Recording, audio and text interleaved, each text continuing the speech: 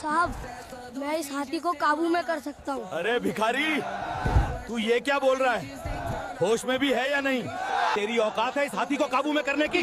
बड़े बड़े पहलवान आए, कोई टिक नहीं पाया और तू करेगा?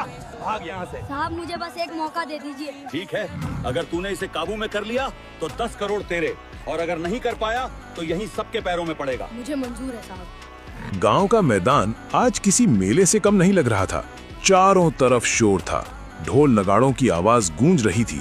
लोग दूर दूर से आकर जमा हो गए थे और बीच मैदान में रस्सियों से बंधा हुआ एक बहुत बड़ा हाथी खड़ा था। इतना बड़ा कि जिसने भी पहली बार देखा उसकी सांस रुक जाए। लंबा चौड़ा, ताकत से भरा हुआ। उसकी आंखों में गुस्सा था, जैसे वो किसी को भी कुचल देने को तैयार हो। लोग कहते थे ऐसा हाथी उन्होंने पहले कभी नहीं देखा। उसके दांत ऐसे लगते थे जैसे लोहे के बने हों, और जमीन पर उसका हर कदम पड़ते ही मिट्टी उछल जाती थी। उसे काबू में करना किसी आम आदमी की बात नहीं थी। घोषणा हो चुकी थी कि जो भी इस हाथी को काबू में करेगा उसे 10 करोड़ का इनाम मिलेगा। यही वजह थी कि आज यहाँ दूर दूर से ताकतवर पहलवान आए थे।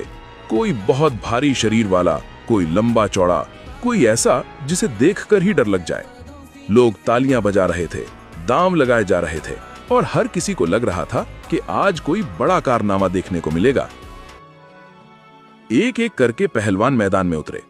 पहला गया, पूरी ताकत लगाई, हाथी के सामने सीना तान कर खड़ा हो गया, लेकिन हाथी ने उसे ऐसे हवा में उछाला जैसे वो कुछ था ही नहीं। दूसरा गया, उसने हाथी की सूंड पकड़ने की कोशिश की, लेकिन अगले ही पल वो जमीन पर पड़ा कर रहा था। तीसरा, चौथा, कई लोग आए, लेकिन हर बार नतीजा एक ही रहा, हार।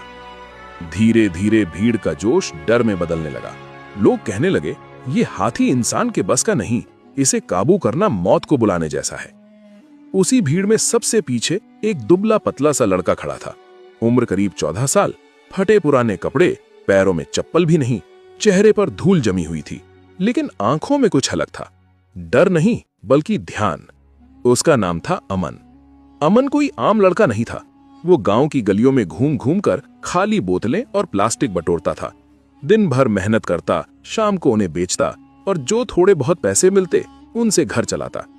घर, अगर उसे घर कहा जा सके। एक छोटी सी टूटी फूटी झुग्गी, छत से पानी टपकता रहता, दीवारें कभी भी गिर सकती थी। उसी झुग्गी में उसकी बीमार बहन रहती थी, सिर्फ 8 साल की, बहुत कमजोर, अक्सर खांसती रहती और कई बार सांस भी ठीक से नहीं ले पाती थी। अमन के माता पिता बहुत पहले गुजर चुके थे।